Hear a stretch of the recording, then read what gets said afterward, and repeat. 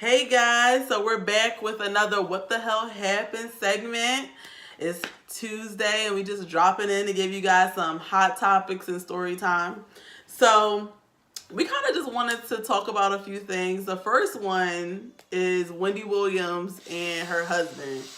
I think Dorian can mention this a little bit better because she's the one that's a Wendy Williams fan. So first of all, I love me some Wendy Williams. How you doing? I know that's right. Okay. First of all, shout out to her. Like, she's inspired me. Her and Oprah Winfrey. They started in radio, and look at them. They have huge daytime TV shows. Yeah, but Oprah doesn't do drugs. Sorry. Don't shame Wendy Williams. I'm really not a person. I really don't have any sympathy for people that do drugs. So y'all will learn that about me. Like, I just don't.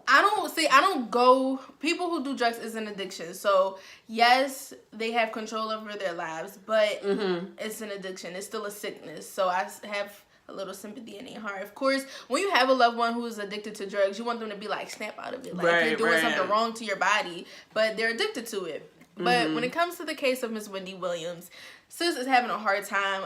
Recently on her show, she stated that she went back to rehab due to her cocaine and crack addiction. Right. But the main cause, to me, I think it is, well, everyone probably feels this way, is her husband, Kevin.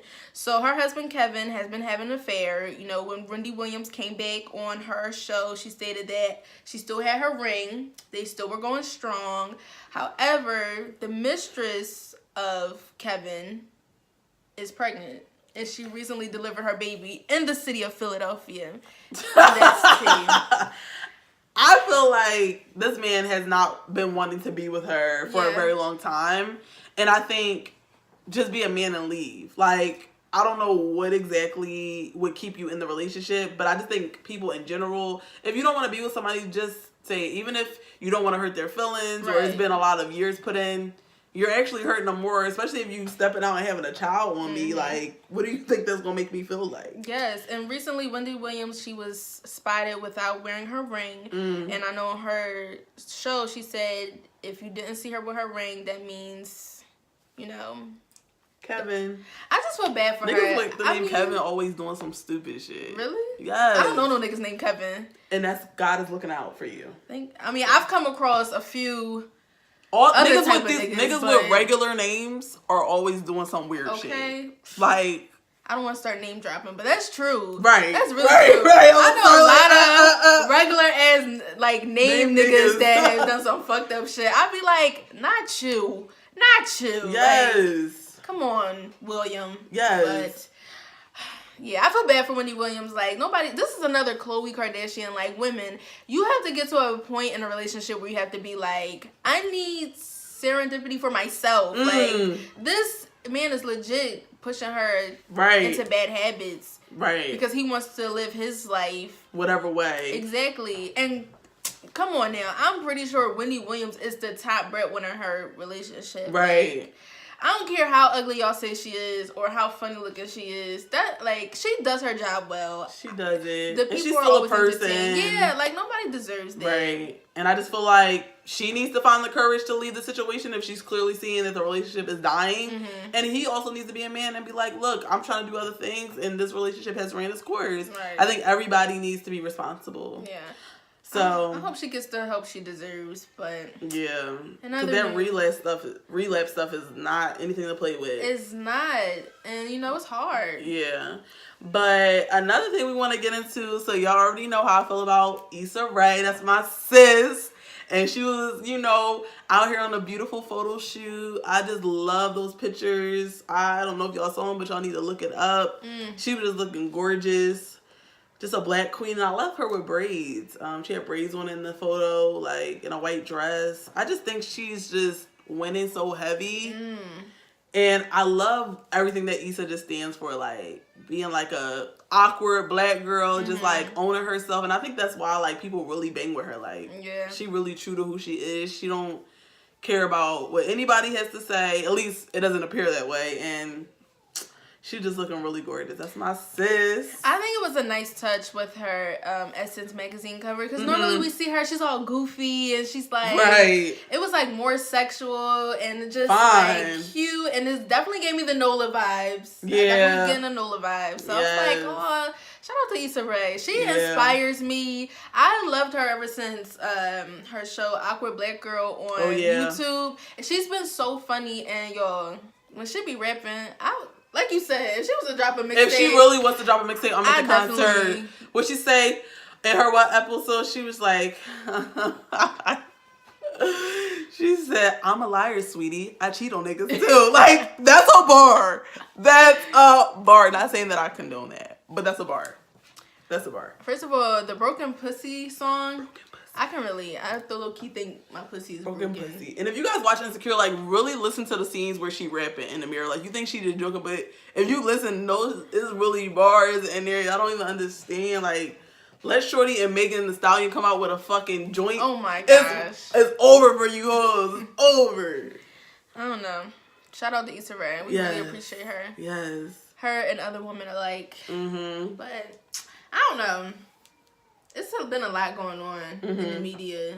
Daniel Caesar is freaking, well, he was backing up, Yes Jules? Right. Why?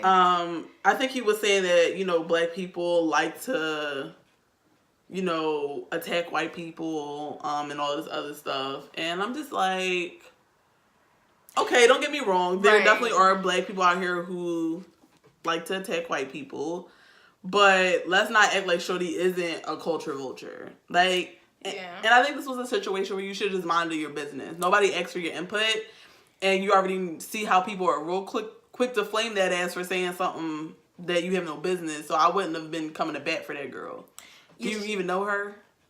You should have sat there and ate your food. Right. I mean, I see what he's saying because sometimes I be looking at it and black people, we definitely do be going hard. Like, and I be like, I don't know if y'all recently seen, like, this was a while back for Black History Month where the teacher had decorated the door. She was white. Yeah, I think that was unnecessary. Like, that's a situation where I would kind of be like, all right, hold the brakes. Right. Like, she has black students. She's trying to connect and relate to them in a certain way. There's no need to clown her for trying. Like, right, I do agree. Like, she didn't do anything racist. Mm-hmm. Like, come on now. But for this whole Yes Jules situation, sis definitely got the attention she deserved. Like, you got the attention you wanted and you deserve. And, people are calling you out for the things you have said and the things you are saying. Like, you're a person in the limelight. So, of course, you're going to get a million people bum rushing you at time with the same thought because you said it. Mm-hmm. And of course people are going to correct you, but Daniel Caesar definitely should have sat there and ate his food. But it was this one meme, y'all. I was dying. I'm going to find it and I'm going to post it on our story or something. It said Daniel Caesar had a clit between his teeth. He had to get, and they zoomed in. It did look like a little clit. It did, yo. I'm going to pull that shit up. I was hollering. Funny. It was funny. It was funny. I was y'all on are the so fucking inappropriate. Floor. They are. Why the fuck would they say he got a clit out of all the fucking things? And now we making fun of Gaps because Gaps was in for a minute. Now we making fun of him again. It's not even because y'all didn't really have nothing else to say about him. No, it's not even. Well, Daniel Caesar, like I love his music, and I think he's like a ugly cute. Yeah, he's no Kofi. But the fucking meme with the fucking clip between the teeth. How I feel about that man. He is so dashing. Let me run into him when I'm out LA or in New Orleans. Let me run into him. Kofi, come on the podcast. But yeah, so we do want to get into some more like deeper topics. Mm-hmm. One topic that I wanted to mention was I had saw like an article about them building a facility in Kensington, which is an area in Philadelphia, as a safe haven for people to get high. Like, so people who are on like hard drugs can come to this place and safely do their drugs. So I'm guessing like, not maybe overdose, have clean needles, such like that. And this will be the first one in the U.S. When I first saw it, to me, I didn't really like the idea because I'm just like, okay, it just sounds like you're breeding more drug addicts. And, I'm not really a fan of that. And it's not like the government and the and America in general hasn't always put drugs and stuff in the black community and tried to keep us down. So how do I know this is not just another setup to do that to us and further the epidemic of drug use? I think if it's for the right reason and for the right cause, I think it could be a good opportunity for people to put themselves on the path where they want to be. Because drug addiction is no joke. And, you know, a lot of the HIV and AIDS rates are due to dirty needles. Right. So if they have a facility where they can get clean needles, do their drugs in peace. Do their drugs in peace. Like, you know, they're not putting themselves in danger and... Because you got to think, like, when you go to do your drugs in some type of crack house or whatever, you're putting your life at risk. That's true. Let's be honest. So you putting your life at risk, period. Heroin, wet, what else? Crack, coke, whatever you want to name. Right, but, you know, at least this will be hopefully if it's for the right reasons, because I'm not too sure, but if it's for the right reasons, I think it'll be very good for the community, especially Kensington. And what made y'all pick Philadelphia and Kensington? I'm sure there's way worse areas in the United States. No. But why would the first one be in Philadelphia? No, Kensington is one of the worst places. But are we number one on the list of worst? Yes, we are. Kensington, it's named number one for... How is Kensington named number one? Have you been to Kensington? But it's not a city. It's an area of a city. Yeah, but it's one of the worst places in the United States. My mom has told me. But where's this list? I know we're not number one. You should put it in the city of the number one, not number 5. It's going to be Kensington. First of all, Kensington... If anybody's been to Kensington, when you cross over into Kensington, it's like a whole different universe. Everything goes black. Everything is gray. Everything is dirty. I wouldn't go that deep to say it's a different universe. That shit's a whole different universe. And I definitely don't think Kensington is the worst section in the United States of America. It is. I'm telling you. The worst section in the whole country? Not the worst section. I'm talking about for drug addicts and drug use. It's one of the top worst places. But it's a section. It's not a city. It's underneath Philadelphia. Kensington is one of the worst. Right under Philadelphia, but it's Philadelphia itself, because Philadelphia would be what would be named on a top whatever list, not an area. Just like Uptown wouldn't be, because it's a section of the city. So that's my only question. Not saying that Philly don't got issues, but I know my city ain't the top of the top. You'd be surprised what you found out about your city, because we be living our lives day to day. I mean, I lived in Frankfurt for a little bit, and that's right next door. Yeah, but listen, trust me. Every person that I know who has, like, police officer wives that go to Kensington, even my friends, they be like, yo, that's some shit. Like, it's something, like, you never even imagine. So, trust me. Kensington. And I hope this facility definitely does well and cleans some of the drug use in Kensington, because it's really bad. Yeah, really unfortunately. Bad. It's sad. You know, it's life though. Yeah. What? So, did you have something? Yes. My what the hell? What was your what the hell moment for the week? Let me think. I don't think I really had a what the hell happened. No. My week is, I've been chilling. I don't know. My what the hell happened moment is going to be, recently I found out that my grandmother, the woman who practically raised me, is diagnosed with heart failure. So currently she's in the state where she's on hospice. And I have to say that this whole experience, although it has been sad, it's definitely been a learning experience. This is actually like the closest thing I had to losing someone close to me. And it's a lot. I think it's a little bit easier knowing the fact that it's gradual. Like, I know she's going to pass sometime soon. So I get to spend time with her. I get to see her. We still get to have our moments. I still get to talk to her and hear her breath. Whether it's sudden, like just losing her, I don't think it will be much harder. But to anyone who lost someone, like, it's no matter how they go, you're never really prepared. And even me, like, even though I feel a little bit better that I'm still spending this time with her, I know when she goes, it's gonna be hard for me. Yeah. And I don't know. I just hope we can connect to other people who are grieving. Like, if you ever lost someone or if you ever experienced loss, like, definitely DM us. Tell us about your experience, because this is something new to me. Like, and if you guys have any comments or anything I can do to make this process a little bit easier than what it already is, I definitely would appreciate it. Yeah. You know, I lost my grandma back when I was in 12th grade, so it's been a while for me. But, and you know, everybody grieves differently. I feel like I did handle it quite well. You know, and me and my grandma were really close. And like I said to Dorian, like, one thing that made me feel better, even when my grandma died, was like that I spent so much time with her.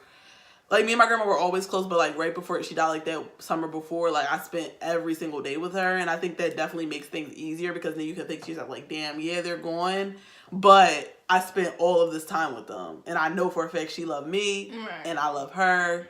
And they come, I really believe in people visiting you. Like, I definitely have gotten visits from my grandma, like in my dreams and all that type of stuff. So, you know, everybody deals with it different. Like me, you know, I didn't really cry a lot. I didn't cry about it really until like a little bit after, you know, on my own time, like when I was by myself. You know, I've had some moments, and I would go to mom like, oh, I miss my grandma. And my mom would be like, you know, I miss her too.